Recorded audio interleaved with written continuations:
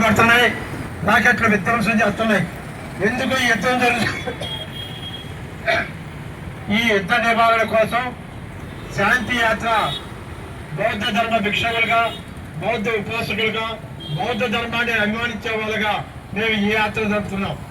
భారతదేశంలో యుద్ధం లేదు కదా, ఇక్కడ శాంతి ఏంటనేది అనుకుంటున్నారేమో.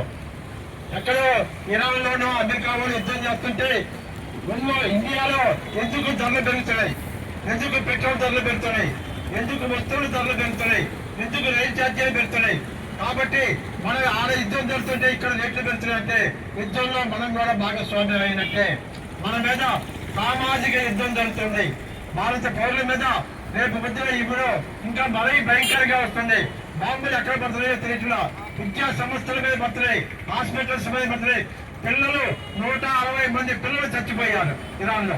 ఈ ఎవరి కోసం చనిపోయారు పిల్లలకి ఏం తెలుసు? కానీ అమెరికా వాడి యుద్ధర్మాల కోసం, మరి అక్కడ యుద్ధర్మాల కోసం, ఆయుధాలు అమ్ముకోవడం కోసం, వ్యాపారం కోసం యుద్ధం చేశారు. పెట్రోల్ పోగొట్టు కోసం యుద్ధం చేశారు. కానీ ఇది ఈ ఆయుధాలు వ్యాపారం కోసం చేసేటువంటి యుద్ధంలో ప్రజలు బలిపశువులు అవుతున్నారు. కాబట్టి ప్రపంచ శాంతి అనేటువంటిది ప్రజలందరికీ సంబంధించిన శాంతిగా ఉండాలి. యుద్ధాలు నివారించాలి. దేశాల మధ్య సమస్యలు కానీ ప్రజా సమస్యలు కానీ ఉంటే చర్చల ద్వారానే పరిష్కారం చేసుకోవాలి. అంతర్జాతీయ న్యాయ సూత్రాల ప్రకారం చర్చల ద్వారానే పరిష్కారం చేసుకోవాలి తప్ప ఎక్కడా కూడా యుద్ధాలు చేయడం లేదు. 2600 సంవత్సరాల క్రితమే బుద్ధుడు ప్రబోధించినటువంటి ధర్మసూత్రం. ఆ బుద్ధుడి ధర్మసూత్రం ప్రకారమే డాక్టర్ బిఆర్ అంబేద్కర్ భారత రాజ్యాంగంలో ధర్మ చక్రాలు పెట్టారు. మన జాతీయ పతాకంలో ధర్మ సూత్రాలు చెప్తుంది. అవన్నీ బౌద్ధ ధర్మ సూత్రాలు. కాబట్టి భారతదేశం అలీన విధానాన్ని అనుసరించాలంటే ఖచ్చితంగా బౌద్ధ ధర్మాన్ని అనుసరించాలి. యుద్ధానికి వ్యతిరేకించాలి. ఒకరితో కొద్దిసేపు అమెరికా వాళ్ళు అనుకూలంగా, కొద్దిసేపు ఇరాన్కి అనుకూలంగా మాట్లాడుతున్నాడు మోడీ.